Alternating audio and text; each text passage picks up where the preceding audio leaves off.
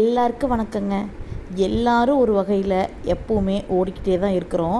அப்படி ஓடிட்டே இருக்கிற நம்மளை பற்றி நின்று யோசிக்கிறோமா அப்படின்னா அது ஒரு கேள்விக்குறியான ஒரு விஷயந்தாங்க.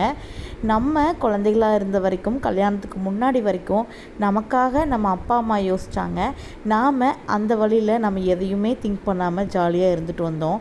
நம்ம கல்யாணத்துக்கு அப்புறம் நம்ம குழந்தைகன்னு வரும்போது திருப்பி நம்மளை பற்றி யோசிக்காமல் நம்ம அவங்களுக்காக நம்ம நிறையா சாக்ரிஃபைஸ் பண்ணுறதா நினச்சிட்டு நம்ம சாக்ரிஃபைஸ் பண்ணிகிட்ருக்கோம். அதுதாங்க உண்மை.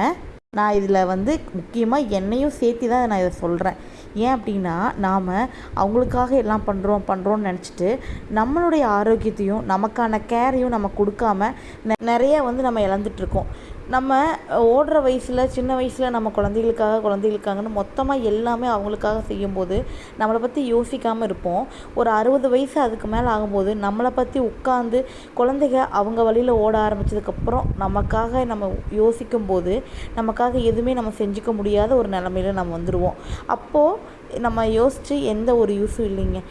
வாழும்போது நமக்கான ஒரு முக்கியத்துவத்தையும், நமக்கான ஒரு நேரம், நமக்கான ஒரு செலவு பண்ணுற ஒரு பணமாகட்டும் எல்லாமே நாம் தாங்க ஒதுக்கி வச்சுக்கணும். இது வரைக்குமே அப்படி நமக்காக யோசித்தா அது சுயநலமாக யோசிக்கிறது அப்படின்னு நான் நினச்சிட்டு இருந்தேன். ஆனால் அது அப்படி கிடையாது. நமக்காக யோசிக்கிறது அப்படிங்கிறது நம்ம ஆரோக்கியத்தை சுற்றி தான் நம்ம குழந்தைங்க, நம்ம ஃபேமிலி எல்லாமே இருக்குது. ஸோ நம்ம கரெக்டாக பார்த்துக்கிட்டோன்னா தான் அவங்களுக்கான கேர் அண்ட் சப்போர்ட்டை நம்ம கடைசி வரைக்கும் நல்ல முறையாக கொடுக்க முடியுங்க. அதனால் நம்ம குழந்தைங்க மற்றவங்கள மட்டும் யோசிக்காமல் நம்மளை பற்றியும் நம்ம கண்டிப்பாக கொஞ்சமாவது செல்ஃப் கேர் அப்படிங்கிறது பண்ணணுங்க. அது ஆரோக்கியத்தில் இருந்தாலும் சரி, மற்ற விஷயத்துலேயே இருந்தாலும் சரிங்க. குழந்தைகளுக்கும் வீட்டில் இருக்கிறவங்களுக்கும் பார்த்து சமையல் செய்கிற நமக்கான ஃபுட்டை ஹெல்த்தியாக பண்ணி எடுத்துக்கிறோமா அப்படின்னா அது கண்டிப்பாக டவுட்டு தாங்க.